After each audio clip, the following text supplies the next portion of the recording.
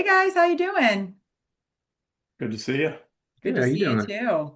I'm self-conscious on this call. Two reasons. One, my internet's been running out today, so I'm hoping that the internet stays on through the call. And two, I was supposed to get a haircut this morning and I skipped it and went to a group meeting at noon. And the guy got on the group meeting and was like, "You can really use a haircut." It was the first thing he said to me. So he made me like super self-conscious for this 2 o'clock webinar that I'm in desperate need of a haircut. No, So your hair. I I know thought what I'm your doing at 3:30. So we got to get everybody out of here at 3 so I can go get a haircut. All right, maybe we'll give you a couple minutes to spare. We'll see. We'll see how it It's goes. good to see Awesome. you. Yeah, good to see you guys too. We're just waiting on a quick audio visual check as normal. Once we get that clear and everybody can see and hear us, we'll go ahead and start everything up. Sounds good. Let me chime in with I them. feel like your hair's not that long, Joe. I don't know. Like, as soon as I got on the call, it was a friend of mine in this study group, and he said, "You need a haircut." I'm like, "Thanks, man. Thanks." Oh, well, that's how you know he's a good friend, though. Yeah, that's Otherwise, true. maybe he would say, "I don't think your hair's that long, Joe." True. I wasn't going to tell you. Good. We're clear, ready to go. So thank you guys so much. Welcome to this quarter's webinar, Spring into Growth. My name's Katie Brown. I'm the managing partner here at Armstrong Dixon, and I'm so happy you were able to join us today. I'm really looking forward to some of the topics we're going to discuss. We wanted to remind you all that we do welcome live feedback and questions during the webinar. So if you have any, shoot them over to me via email. That's kbrown@armstrongdixon.com. I will monitor throughout and do our best to answer everything that comes in anonymously. If I think it's a one-on-one, we'll schedule some follow-up. On today's panel, we have Joe Breslin and Tucker Dunn. Both are certified financial planners, as well as the rest of the team here at Armstrong Dixon. And we'll have Jeff Merwin, who's a long-term care specialist, joining us a little bit later.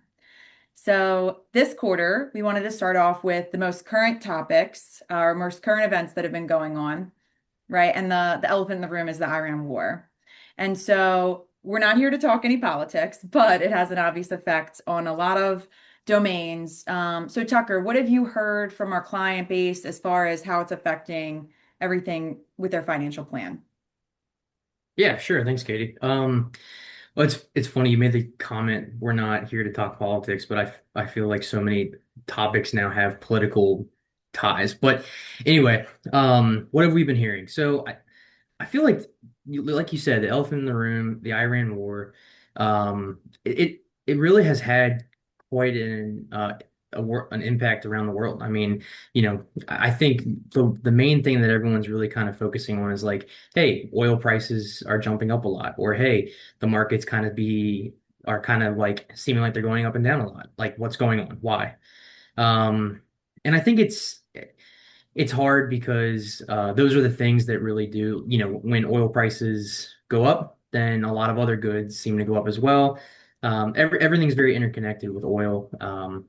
And you see the markets really reacting to, different negotiations and peace talks and conversations that are going on, and they go up one day, they go down the next day. But I think like really the main point of our call and like what our conversations are and like what just kind of having like a thinking partner and a sounding board is just like, yes, those are all happening in your day to day, but like you need to kind of remove yourself from it a little bit and just focus on the long term and know that yes, those things might have some impact today, but for the most part, 5 years from now, you'll probably forget this ever happened. And it's hard to do when you're constantly seeing that in your day to day and you're experiencing those things. But I would say those are kind of like the major conversations that I've seen, really around oil, around what does this mean for my portfolio, questions like that. I don't know. Joe, what do you think? What have you seen? So I might switch to my hotspot first of all if I lose you guys because I'm fritzing a little bit. Sorry about that. But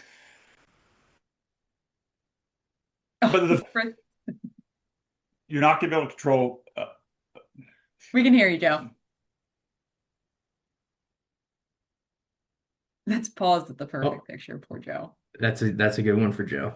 I think where he was going while he's switching over to hotspot too is just really um, you can't control some of these things going on, right, Yeah. Tucker? Uh, Go ahead, Joe. You're back. Go ahead, Joe. You're good. I'm backup plan. I'm back. Hotspot. Here we So go. what can you control? Right? We're not going to be able to control geopolitics. Like Tucker said, it kind of dominates our news feed and what we're consuming is information, but it's not something we can control. And then also times I think the perception of what's going on as it relates to financial assets are very different than the reality. So Tucker, you mentioned market volatility. Do you know what the downturn was in the stock market earlier this year we saw? Do you know what the percent downturn was? I'm not trying to quiz you and make you look bad, but you got to guess. But I'm gonna quiz you and make you look bad. I think 9%. I was it nine? I was gonna say Yeah. about 5 or 6. Okay. Yep. So 8.8%. That's the US market. So that was the downside we saw on that. And each year when we're doing reviews with clients, we show them the market report that says every year we typically get a 14% downturn. Right. So the reason or like the stimulus for it is always different, but the downturn each and every year from high water mark to low water mark is usually about 14%. So when we see an 8 or 9% decline, that's certainly not out of the ordinary, although the reason for it is different than the reason was last year, for instance. Last year at this time period, everyone's talking about tariffs. This year, everybody's an expert on the Strait of Hormuz. Last year, everybody's an expert on tariffs to Slovakia. So it's like it's always something that's changing in the world. The year before that, we had inflation. The year before that, we had Ukraine and Russia. The year before that, we had pandemic. So there's always some event that's occurring in markets. And it's not predictable what it will be or what the intra-year downturn will be. But what I think is more predictable, historically speaking, has been businesses figure out a way to navigate whatever the circumstances are. Right. Hmm. So if you lined up the two, like the leading politician, the Republican Party, the leading politician, the Democrat Party, and you put Tim Cook from Apple up there, and you said, do people trust the most? I bet you Tim Cook wins that vote of who gets the most trust, because the two are going to split 50-50, and then most people are going to look at that and say, well, Tim Cook's probably going to sell me an iPhone. I don't know if it's going to be made in Thailand or Vietnam or China, where the facility is going to be, but like Tim Cook and the team at Apple are going to figure out a way to put an iPhone in my pocket. So when we're investors, we're owning real businesses that provide real products and services. And it's important to separate that from geopolitical events and also separating that from the economy itself, right? The economy is not the stock market. So, and the stock market is not the economy. So there's a human aspect of a war that's tragic when there's any loss of life, in my opinion, of that. So I think it's important to acknowledge that. And then also as it relates to the economy, there are people that may struggle in the economy today. Like that's very real. The economy is a separate thing than stocks. So I won't quiz you on this one, Tucker, but I had a conversation with this woman last week, and she said, the market's been pretty bad over the last year. I think I should probably like, do something about it because things have been really bad. And I had to tell her, so do you know what the market's performance has been the last year? So if I'm saying market, I'm saying U.S. stock market, S&P 500. It's up 30% in 12 months. So a very smart woman, knows her stuff, very sophisticated, but in like the world she's living in, she's like, things are really bad. I should change something. And then it's like you hold the statement up and you're like, US is up 30%, and that's below what the international market's up. International market's up 40% in the last 12 months. Somewhat cheating there because I'm using some of the downs from April for the tariffs of last year. But the point is effectively the same. I can do it over 3 years, 5 years, whenever you want. You're going to see that longer term performance if you're staying invested and controlling what you can control. Right. That's good. So what are some other things that we feel like we can control outside of the war and how it's affecting the planning? Yeah, I mean, Tucker and I have been doing a lot of work this past week on taxes. You got anything to add for like the tax planning deadline, Tucker? It's tomorrow, in case no one knew that. Yeah, I mean, I like Joe said, we've had a lot of things creeping up. I don't want to say creeping up, but a lot of things that we've been looking at, working on over the last couple weeks. First one that comes to mind is that you can still make your 2025 IRA contributions to your retirement accounts by tomorrow. So if you haven't done that yet, traditional IRA, Roth IRAs. Contribution limit for 2025, if you're under the age of 50 is 7,000. If you're over is 8,000. So things like that, making sure that you get your CPA all of your tax forms. That's a big one. Make sure that they have all the tax forms. If you need to file an extension, make sure that that's being done soon. Really just be cognizant of that deadline. I mean, and something Yeah, I just think making sure you have all the pieces, and sometimes another thing that we've run up to is sometimes you don't get all the pieces in time. So it just being fluid, being flexible, and then just staying on top of it and really knowing, being cognizant of that deadline because I know it sneaks up very quickly. Yeah. Joe, anything else to add? Yeah, you can control contributions that you make to various tax accounts that might benefit your family long term, right? We don't know what markets will return over the next year, 5 years, et cetera. Like we know historically what they've done, and we can have a general philosophy on investment, which I shared a little bit earlier. And as Katie knows, I'll talk about it for 60 minutes straight if she'll let me. Yeah. But like we have a general philosophy, but we can't predict the future. What I can do is understand if I'm controlling my tax situation, where I'm getting a quantifiable benefit from contributions to education accounts for my kids, Roth IRAs, my 401ks through my employer, 401ks I might set up from self-employed. So some of those things we can count on that, right? It's not dependent on market forces. And I know there's a new one of those coming out this year that we want to spend a little bit of time talking about that. Tucker, you want to lead that one or me? Yeah, no, I'd love to. I think it's an account that like Joe's talking about that I'm sure a lot of people have heard a lot about. Maybe they're still coming out with some details about it, I think. So there's still a few things that might be in the works, a few details people might not really be aware of, but I would love to kind of talk about those and it actually kind of hits home a little bit for me. So what those accounts are is they're called 530A accounts. But what you guys, most people have probably heard them are the Trump accounts. So essentially what that means is it's a new account that can be opened up and it's kind of like a tax advantage, almost like an IRA for a child under the age of 18. And what the kind of, I guess, draw to them right now is for any child born between January 1st of this year and December 31st of 2028, that child will get $1,000 deposited in the account from the government. Um, and so I kind of mentioned this earlier. This really, hits home for me a little bit as my wife and I are actually expecting our first child this year, this August. So we're having a little baby girl. Our baby girl does not have a name yet, so you're gonna hear me call her baby girl.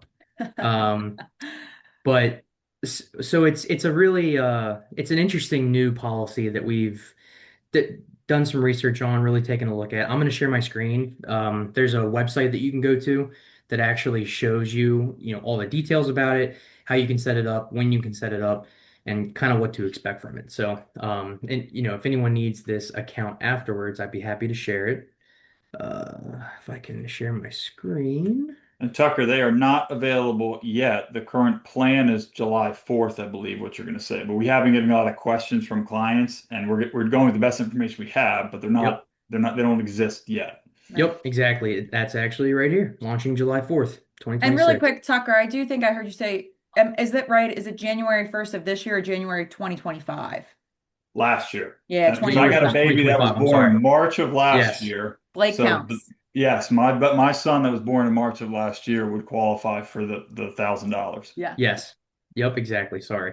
I Oh, you're misspoke. all So good. yes, if it's between January 1st, 2025 and December 31st of 2028, you'd think I could read that right off the screen in front of me, but You didn't have then it up in all fairness. that's right. Then the $1,000 would get deposited into that account. And so essentially the way it works is the $1,000 goes into the account. There are contribution limits to it every year. So I think the maximum is right there, $5,000 every year. And that actually a nuance that I discovered that actually does not include contributions from charitable organizations or government agencies. So hence why the $1,000 doesn't count towards the $5,000 during the year. So it's $5,000. You can contribute parents, grandparents, aunts, uncles, kids. Anyone can contribute up to $5,000 a year, unless it's a government or charitable organization, then it can go over. Employers can also contribute as well, which I thought was interesting. So each parent's employer can actually contribute up to $2,500. Um, so that would eat up the whole 5,000, but your employers would be able to contribute $2,500 each, and that actually does not get counted towards taxable income from the employee. So that's pretty interesting little nuance. But yeah, like Joe said, launching July 4th. You can enroll in one of two ways. You can either make the election on this new IRS form 4547, or after July 4th, you can come to this website, click on the link, and actually establish the account. The baby does need to be born, need a social security number, being able to set up everything. So yeah, it's a pretty special new thing that I will definitely be doing come August or September. And then, yeah, you can either leave the money in there, never contribute again over the whole lifespan of the child until they're 18, or you can contribute, you know, $20 a month, whatever that is. There's actually a little graphic at the bottom of this page that shows what those numbers are, and it's all based on um, historical values of the S&P 500 assumptions, things like that. But yeah, it's a cool new account that's being set up. Uh, Small steps, financial futures. I'm trying to see if there's anything else we want to touch on. Yeah, here we go. So this is the little graphic I was just talking about. So if you were to put just the $1,000 in there that's distributed from the government when the child's born until the age of 18, no contributions, and it's just invested in, call it an index like the S&P 500, you would have somewhere around $6,000 when the child turns 18. Now, if you put about $20 a month in over that 18-year period of time, you'd have closer to 19,000. And then if you did the full $5,000 every year for the 18 years, you'd have over $250,000. So it's really it's a cool story too about how compounding interest and compounding returns really works over time. And I mean, you can see here by clicking on age 27 and even age 55, if you were to do the full $5,000 a year for until they're age 55. So it's a very good opportunity. We believe that these new accounts have been formed. There's a lot of nuances, and like I said, they're similar to IRAs in a lot of ways, but they're also have some other features that are a little bit different than IRAs. So it's helpful to do your research, kind of learn what kind of restrictions they might have, and then talk to your financial professionals to see how you can make the most of it. All right, so let's talk about what this is trying to solve for a minute. You stop sharing your screen so we can Yep. figure this out. Yeah, so I think we described earlier in the call is financial assets have done very well. Let's take that and say for the last 10 years, right? We could pick the time period, but I'm going to just say 10 years. If you own a house or multiple houses, if you own stocks in your retirement account or individually, you've seen your financial position improve. But there's a significant slice of the population in the United States that does not own any assets. They don't own their house. They don't have a retirement account. They don't know what a mutual fund is. They're not sitting on webinars with financial advisors, right? So I think what this is trying, and then sort of what's coming from that is we're seeing sort of, I think, both. You're seeing push on the hard right, you're seeing push on the hard left, where you're getting like the appeals of communism coming back, especially to young people, of saying, okay, let's look at all those rich people, let's take their stuff. So what this is trying to essentially solve for is you have a lot of people in the country who don't own any assets and don't really have any financial education and trying to get some skin in the game for them. So you're seeing the push from the government to say we're going to make like a seed contribution to these accounts. And then you've seen prominent philanthropists. I don't want to get it wrong, but I know the Dell family was one. I believe Bloomberg was another one. I'd have to check, but I think that was one. So you're seeing some prominent philanthropists also make contributions to various zip codes in the country where the median income is below a certain amount. So effectively, what this is trying to solve for is the kind of picture the 20-something disaffected person that doesn't own any stocks, doesn't own their home, very angry at the political system. Let's tear it all down, right? So what's trying to do is encourage participation in markets and in owning, like we talked about earlier before, owning the largest and greatest companies in the world. In Tucker, your example, you're saying the S&P 500. So in that, it's the 500 largest companies in the United States, many of which we use their products and service every day. So it's trying to essentially get skin in the game for babies when they're born so that there's something for them when they're 18 years old that they're essentially getting for. I think the challenges are going to be the same thing we have currently for setting up investment accounts for kids. Is if you're if so I have 4 children. Katie's got two, Tucker's got one on the way. So one of mine's going to get the government money, right? $1,000 drop in their account.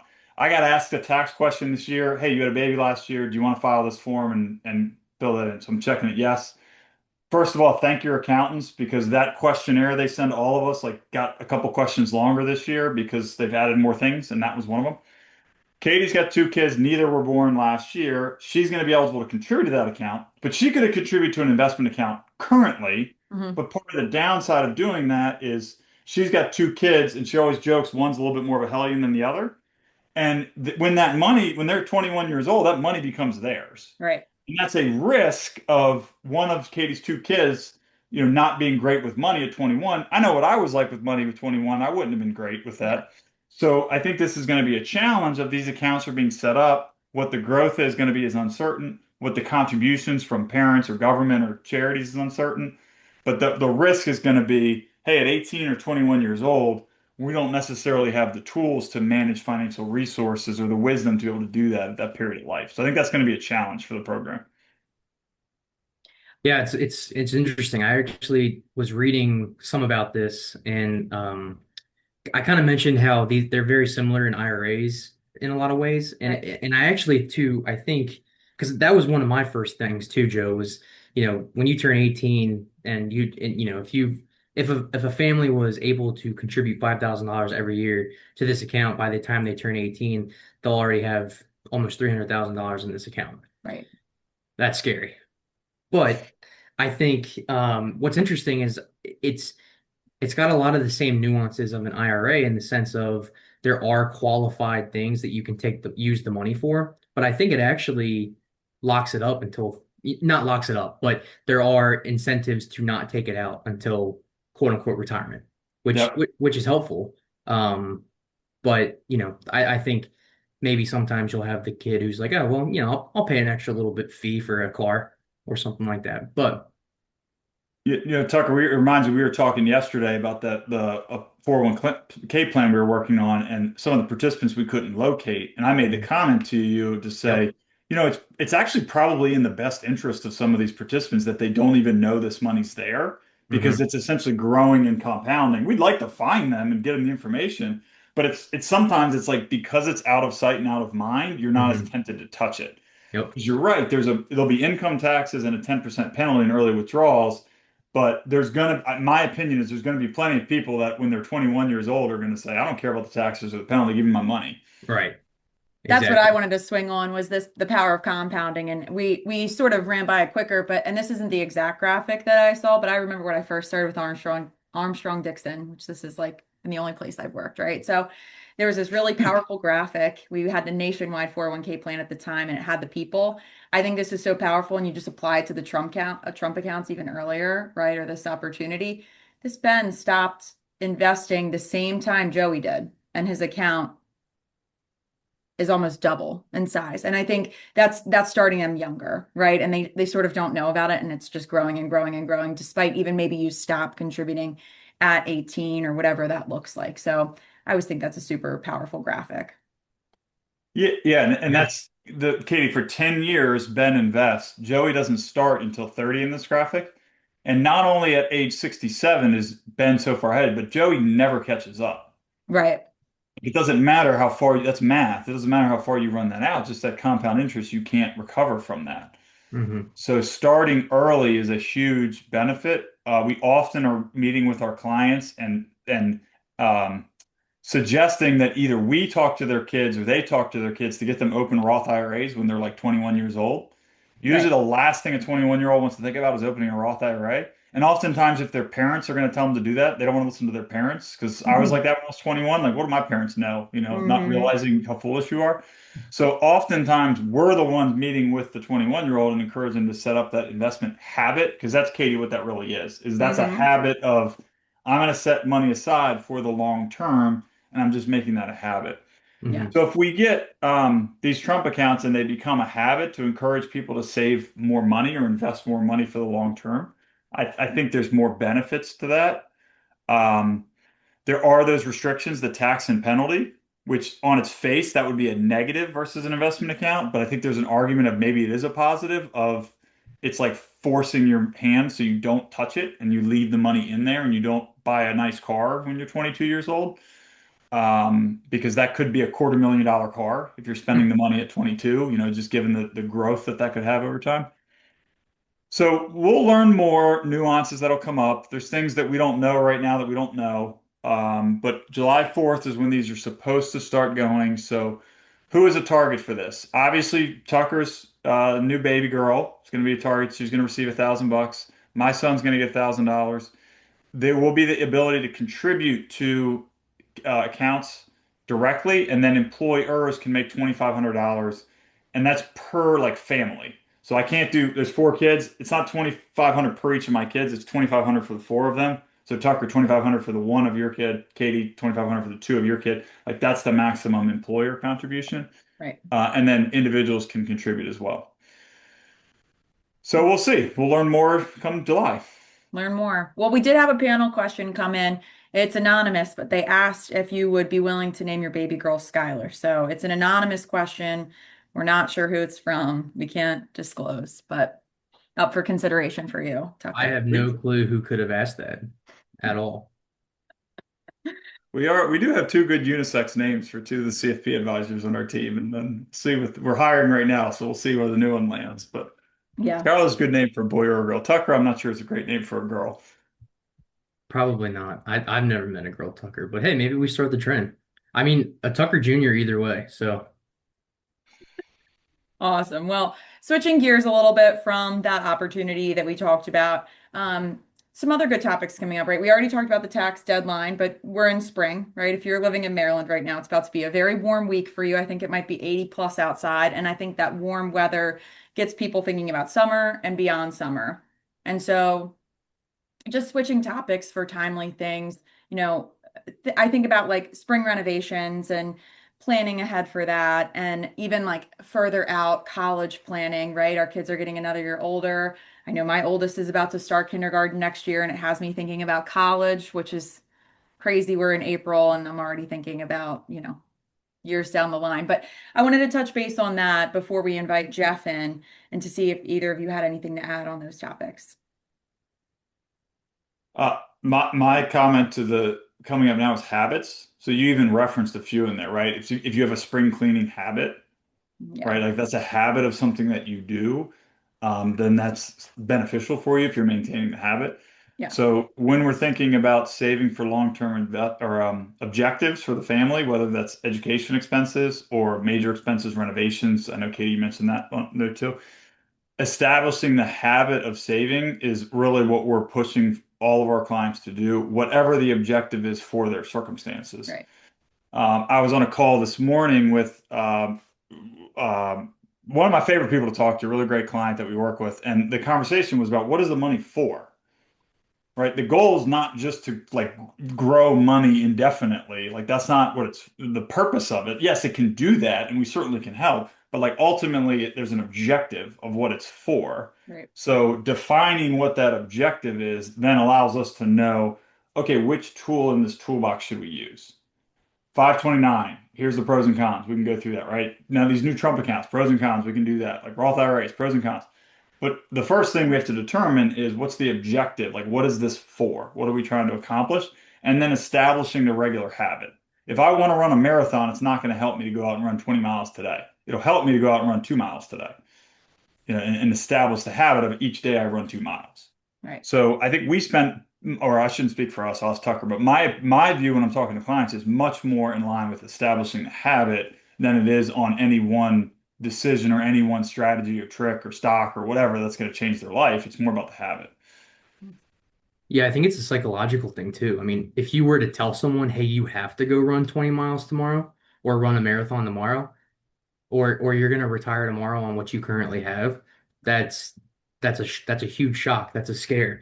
It's a whole lot harder to bite off. So I mean, if you start the habits, if you start the slow progress of building up, and you know what you're building towards, like you said, it becomes a lot more manageable. It's an easier thing to bite off. So I agree. Awesome. Well, any other final comments as well, we're looking to let Jeff in here shortly. Any other topics that you guys wanted to cover? I mean, you know me, I could keep talking Yeah, investments and keep markets if you talking. I want me think to. Jeff is I'll be transparent. I think Jeff's having a hiccup getting in. So I thought he was ready to go You loaded. can't So blame my we'll keep internet for chatting. that one. I won't take the blame for that one. Yeah, I mean the tools that we use for it, one of those tools when we're saving for an objective is stocks. And I thought I was going to share. This is a dashboard that I look at every day. So Katie oftentimes asks me, or our team asks for like charts to share, and usually I'll send those in. We've shared a few, but I wanted to talk about this one. So this is the top stocks in the market by market cap, which is another way of saying size. So the bigger the square, the bigger the company. So the biggest square on here is Nvidia, which is a $4.7 trillion company. So Nvidia is this biggest square on here. And what you'll notice is the return on Nvidia is like 70%. What you'll see on many of these biggest squares here are these stocks that are often called the Magnificent Seven. So you hear Nvidia, you hear Apple, you hear Google. Broadcom's on here is often the eighth one out of there. Tesla. This is an international one, so this is going to include Taiwan Semiconductor. But essentially, all the stocks that were driving the market for the past year are those big names that you're familiar with, these technology stocks. So the tools have been Magnificent Seven and largely tech stocks that have driven it. We have seen a bit of market rotation this year. So you see they were mostly green before. Some of these are now red. So Microsoft is significantly red, Tesla's significantly red. But like a big change here is Exxon is significantly green. Tucker mentioned oil earlier on the call, and part of being an investor in our approach is we want to have diversification even within the funds, and that's what this is demonstrating is I don't know which one of these companies is going to be red or green when I log in the morning and look at this. I don't tend to pay too much attention to any one given day. I like looking at the longer term more. But functionally, what these are is these are tools to help you accomplish whatever the objective is. So when you're owning these companies, you're owning very real businesses, Apple, Microsoft, Amazon, Google, um, Facebook, that you're Walmart. You're very familiar with what they do, and these businesses over time are going to provide returns for shareholders. So when I look at longer time periods, like 3 years, every one of them on here is green, and some of them substantially green. Like Nvidia has obviously been the big winner. But longer periods of time, the more likely it is we're going to see green on this bar, but that doesn't necessarily follow that you're going to see green every day on it. We believe in the approach of we want to own all of these names. So we're not trying to decide whether we want to own JP Morgan or Bank of America, or whether we want to own Walmart or Amazon. If we're owning both of them, then we're going to get the benefits of all of the human wisdom that goes into running those companies. So it's a heat map. They call these heat maps. I like looking at this daily. There's a ton of charts that I like to review, but this is one I look at each day, and I thought it'd just be interesting to share. Okay. Thanks for that. We're just still waiting on Jeff, so I apologize. He's running into a little bit of a technical error. Yeah, and we're one of the guys I like to listen to is a commentator named Josh Brown, who's going to be on CNBC regularly. And he runs a business very similar to ours. Very good sense of humor, so it's good to listen. And he has a term that's called HALO, and it's heavy assets, low obsolescence, which is what he's talking about for what I just shared. And the idea being for maybe 5 years, the story was we want to own these businesses that don't have heavy assets that are in doing AI and they're either software companies or they're very low asset businesses. That has somewhat flipped this year because as we look around how AI is changing all of our individual lives of just the way we interface with it and use and how it's going to change the way we work, it's much more realistic to envision a scenario where AI is going to disrupt a software company than it is to disrupt, say, Exxon, right? Or somebody that's doing things in the physical world that is not going to be able to be coded away, at least not anytime soon, with humanoid robots. Like that's not happening anytime soon. So you've seen this kind of rotation in the markets away from some of those AI names that really drove returns over the last, I mean, we could say 5 years, but you could also say a decade, really drove returns. And Exxon used to be one of the biggest boxes on there. It has shrunk dramatically in terms of market size as the world has changed. But I'm just not, it's harder for me to envision a scenario where AI replaces um, Costco, right? Or AI replaces Exxon, or AI replaces a shipping or logistics company, right? Like a FedEx or something of that nature. So Right. you're seeing a shift in the market of who those leaders are and some of the broadening out of what the returns have been through other companies that have heavy amounts of assets, which have been frowned upon for a period of time, but low obsolescence in the sense that, like, how's that going away? How's AI going to replace the FedEx truck that shows up at my house delivering stuff every day? Right. Mhm. It's going to shift the way you work, not eliminate it. Yeah. Yeah, I So think the companies what's are that? going to find ways to use AI to be better, or hopefully be better. But they're not going to go away. They're just going to improve, and they're just going to hopefully get more efficient. Hopefully, be able to figure out how to adopt and use AI. So Another shift I'm relating it to AI, but sort of going a little further out, right? I think AI too, what's interesting is like it can give you all this data, right? We know that. And even as we talk about financial planning, there's a ton of data in there to help families. But I think I'd like to pick both of your brains on not necessarily AI, but the difference in like having the financial plan ready versus the family communicating it to the rest of their family and sort of putting it into action and what that looks like for the families that we serve.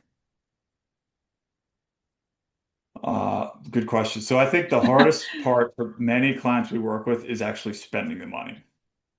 Like, I think that's actually one of the hardest things for a significant percentage of our clientele, who's not broadly representative of the United States, right? And when I'm answering that question, your question was for our clients. So I think some of that is reassurance that, like, it's fine if you spend the money on this trip that you wanted to do, or it's fine if you want to spend the money on this wedding. Like, it's you should do that.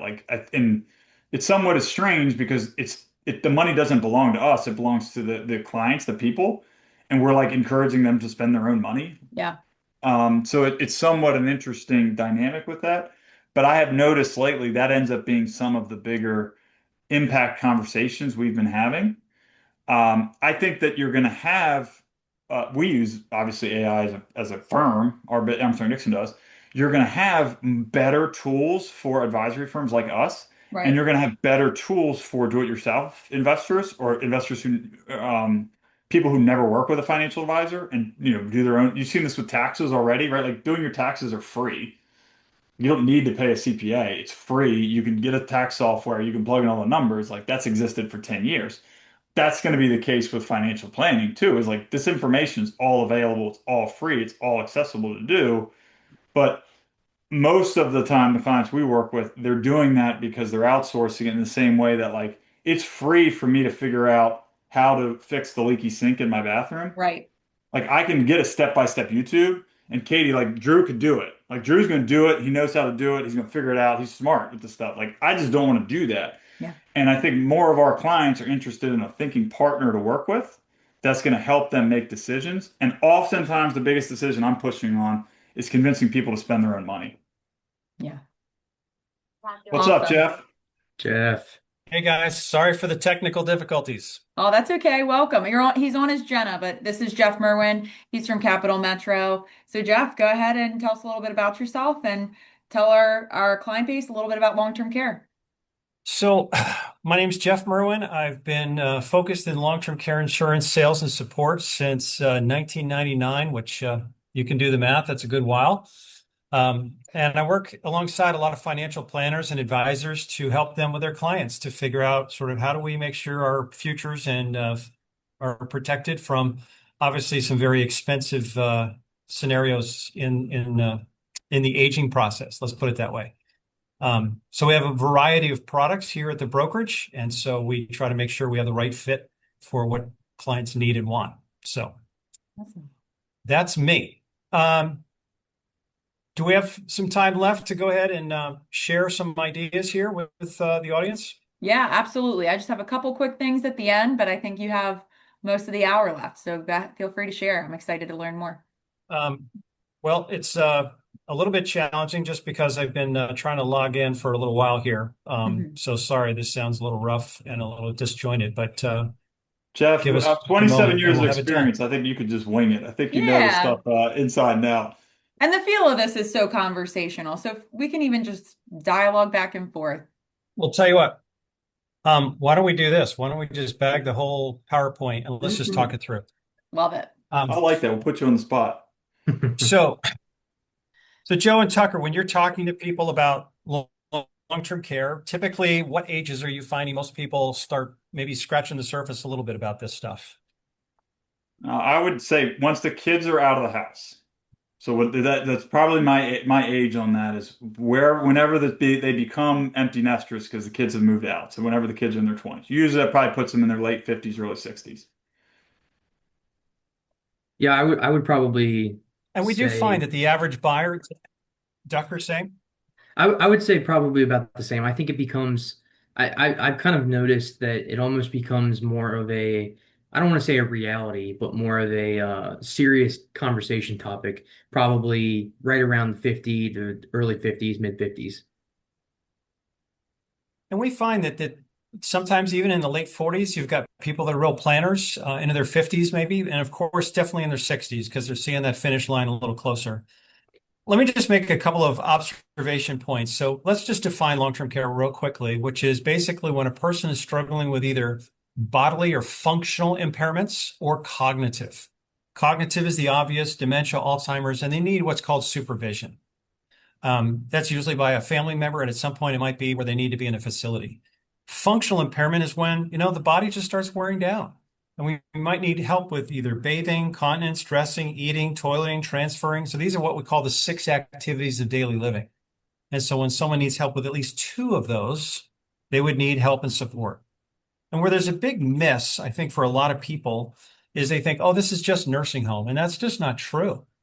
About 65 to 70% of all this kind of care, it happens in the home Right. because most people want to age in place at home.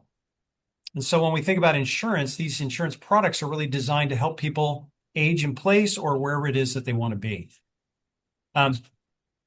When people hit 65, you know that they get the magic health insurance program called Medicare, and they start shopping around and so forth. And a lot of times people think that this stuff is covered by Medicare.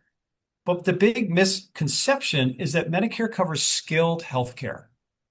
That's not what long-term care does because these are unskilled services, what we call custodial services. So it's not medical care, and that's why it's just typically not covered. We mentioned people approaching aging. What would you say the oldest client that you guys have right now when you think about aging? I actually had one that just turned 100. Do you really? Mm-hmm. She just turned So, 100 in so March. That's probably the oldest. So planning for this is important, and longevity is really what's driving this whole train to begin with. Because as we age, obviously, bodies just don't work the same way they used to. Right. But caring for someone who needs this kind of help is where families really feel the strain. As we say, caring for chronically ill people makes the healthy caregiver chronically ill themselves. So Right. it's become really difficult. And if they don't do the caring, they got to write big checks. Right? Have you guys seen how much this stuff costs? Like, can you think of a couple of expenses of what some clients are spending right now? Yeah, I've seen higher and lower than this, but I would say like anecdotally, probably like 14 to 15,000. Like there's been some higher and there's been some lower depending on needs. But like that's Mm. kind of what I'm seeing is like somewhere in that band. What are you seeing? I had breakfast not long ago with a guy that heads up a home care agency, and I said, "What's your average rate?" And he said, $35 an hour. So I'm not a mathematician, but you multiply 35 times an 8-hour day times 30 days in a month, you're looking at, or excuse me, $35 a day times 8 hours of care, and you're looking at $280 a day. And if you needed 365 days, we're at $102,000. So this stuff is going to start really impacting portfolios that you guys are managing and people's financial security in the future. So the impact of families, the impact of finances. So Medicare is not going to cover it. So it's really going to be either our money or someone else's money. So if they start pulling this money from qualified funds, which is where a lot of people have assets, I say from a percentage standpoint, would you say more than 50% have money sitting in IRAs, 401ks? Yeah, I think it's probably about half and half. Yeah. Yeah, Katie might know the exact numbers on that, but I would guess. It's a Yeah. slight edge on non-qualified for us, but it's right about there, right about half and half. It's a lot. And so when we think of, gee, we're just going to pull that money from there, well, we've got to pay taxes. So really, we're not pulling $1 out, we're pulling $1.30 to go pay for care. And if we're going to start liquidating non-qualified, it's typically in the market. So we're going to generate capital gains taxes, and that's $1.15. Or we've got money sitting in money markets, so that's just a dollar for a dollar. But maybe we have also the scenario where if we pulled it from insurance, it might be 33 cents on the dollar. So a lot of times we say, is insurance the more economical way to go? And I'd say for the most part, a lot of it is. There's typically two kinds of insurance that people can transfer. It's traditional, where it's pay as you go, right? Here's a monthly benefit pool. Here's a bucket of money that we can draw from. And that typically is your best leverage. Biggest benefit, lowest premium.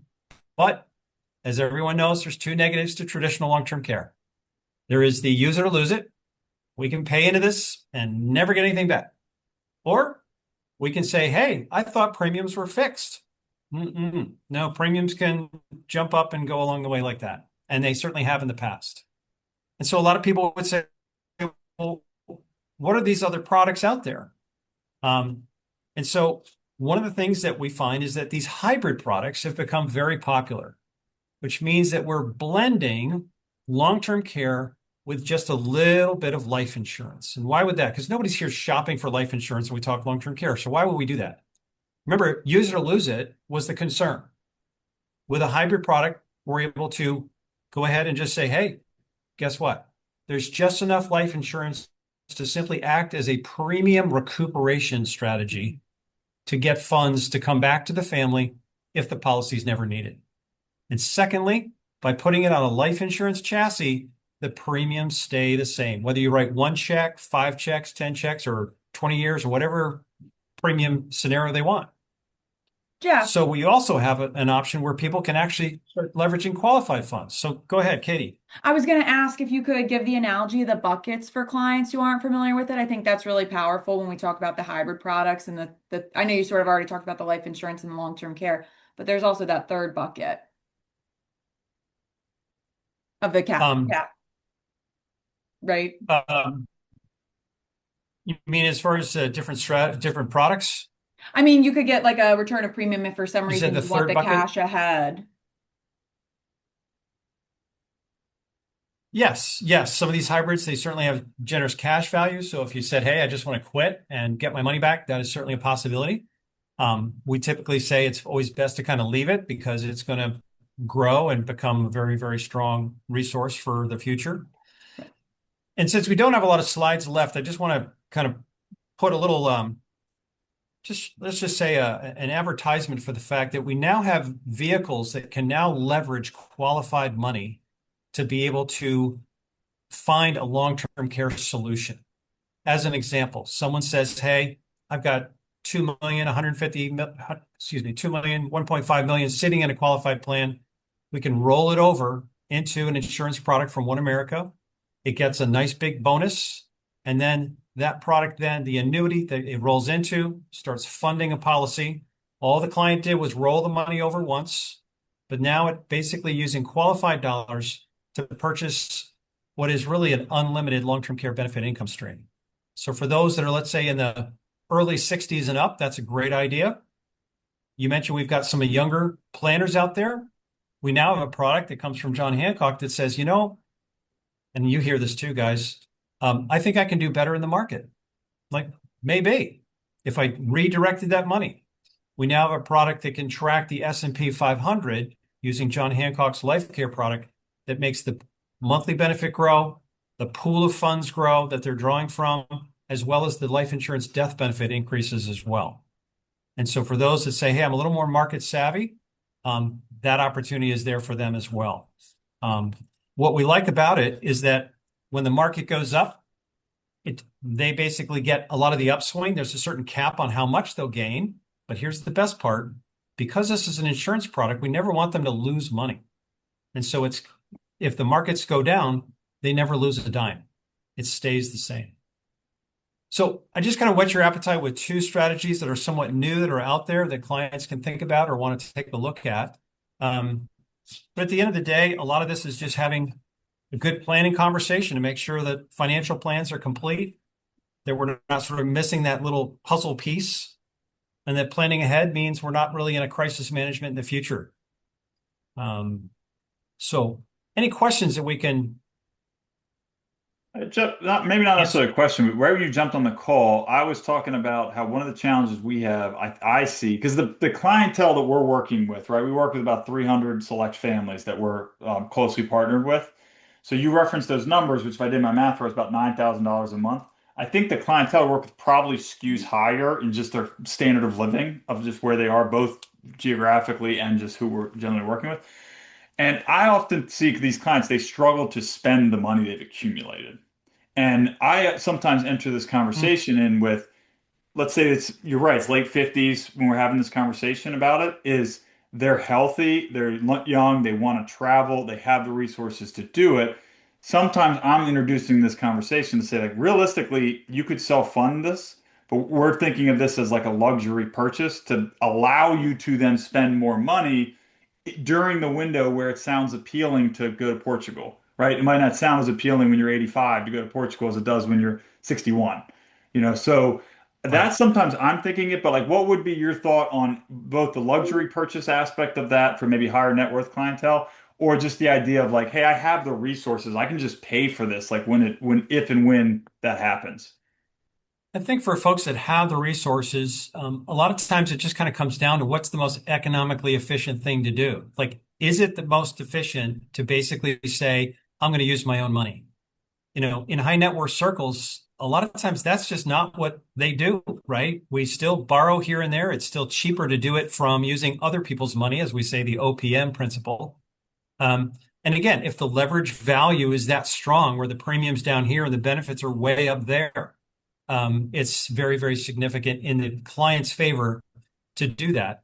The other thing too is that it provides a real permission slip when you think about the reluctance to spend money. Part of that is maybe I need to hold on to that money for future care that's needed. If we basically put a lockbox around that portfolio and say, you know what, this thing is airtight and protected because we've done the long-term care insurance protection plan in place, well, that gives me permission to sign that check and go to Portugal and add Spain and Italy while I'm at it. So I think there's a great sort of relief and sense of peace of mind that people can have the freedom to spend as they wish, knowing that that part of the puzzle is completely taken care of. So Jeff, I got another question for you. Do you find in a lot of and Joe, you can answer too. Do you guys find in a lot of conversations, there's also an emotional, a psychological component to this as well? It's something that I've kind of noticed even with some of my own family members, grandparents, parents, is that the Jeff, you kind of touched on it earlier, the toll that it takes on the family who has to then become the caregiver is immense. And financial aspects aside, I've seen where that can provide a peace of mind and a security and a sense of knowing I'm not going to have to put my kids through that. I'm not going to have to, or my parents aren't going to have to put me through that, or things like that. I mean, do you feel like that's a pretty big component to it too? uh, put it this way, I think for a lot of people, they think I don't need that kind of protection, but the reality is that you're not just protecting yourself, really. You're protecting the others who honestly, it's their problem. It's not yours anymore, right? If I'm the one that needs care, it's not my problem. It's my wife's problem. It's my kid's problem. It's someone else's. And so if someone has some level of, I understand that this is not about me, that it's about sort of the wider family unit, then that's kind of where a lot of the motivation comes in to do this kind of planning, because there is that serious impact. And I said before, caring for chronically ill people can make healthy caregivers chronically ill themselves. And we see sometimes that the one who's doing the caregiving actually dies first before the other person does. Because I think a lot of people underestimate what kind of care is needed here. And the stress that does. And, as human beings, how do we handle stress? Well, we smoke, we drink, we overeat. I mean, just all the stuff that we do. Yeah. Um, so yeah, we try to make sure that they know it's about others. And when we deliver a policy, I look at the husband and say, this isn't for you, this is for her, and vice versa. So Yeah, and I mean, Tucker, it's also a challenge, I think, to get people to engage in the conversation. Yeah. And I had enough conversation with actually my wife and I went and did this in our 30s, applied and she got a policy. I didn't qualify. So Jeff, we got to work on that. But apparently they don't like 6'8" people on long-term care applications. That was a big problem for me.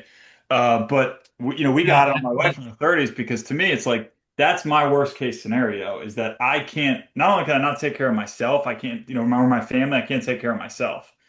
So at my age, disability insurance is something that's really important to me. And I wanted to get to long-term care for exactly the reasons you're saying of like, that's really hard for me to think about a scenario where I can't provide or care for the people around me and I can't care for myself. It's not my problem. I'm now their problem. And my life still has value. My life still has dignity if I can't do that, but that's still hard to think about. Yep. Yep. Um, you know, most men will feel very protective to wanting to provide for their wives. I find that wives are much more protective of their children. So the mother lion comes out there because it's the adult children that get pulled in and roped in, and there's always an alpha child, and then the alpha child says, "Well, the other siblings aren't doing enough," and so now we are planting seeds of resentment and bitterness. And so this type of topic has a lot of family, shall we say, dynamics that sometimes, let's just say, the 8 and 10-year-olds come out that were buried in the past. But to your point, Joe, about medical underwriting, I'll just kind of mention that it's just really important for people to say, your health right now is actually a commodity. Right now, you have health. It means that you can buy something. And as we all know, it's really difficult sometimes to say, oh, tomorrow something just popped up and I can't qualify anymore. So, and that's kind of where my job comes in. We do good qualification, we do good ask questions to then steer where's the best place to find coverage, right? And you guys have heard me say this forever. Who's the best insurance company? The It's insurance the company You will one take call. you that'll take you. today. Yeah. Yeah. That's it. So, Well, Jeff, thank you for your um, time. We know it's but a heavy topic. It's a potential um, puzzle piece that you'll hear us talk about. Oh, go ahead, Jeff. Did you have anything else? no, I just think it's just good for folks to just maybe kick the tires and just sometimes we make a lot of assumptions about what stuff is and what it costs, and it's just good to kick the tires because a lot of new things have come out that weren't around just several years ago. So it's worth taking a look again. So Yeah. thank you very much for having me today. Thanks, Jeff. Thank Thanks, you so Jeff. much. Awesome. Well, as we finish out the webinar, we know that's a heavy topic. So it's a potential puzzle piece for you that we'll talk about. We know it's a tough conversation, but one that we should talk about. So thank you guys so much for coming with us today. Thank you for your patience with some of the technical difficulties we had. If you have any questions, please don't hesitate to reach out. There'll be a thank you email that comes out with scheduling links, and we really appreciate you. Everybody have a wonderful day. Thanks, Katie. Okay. Bye.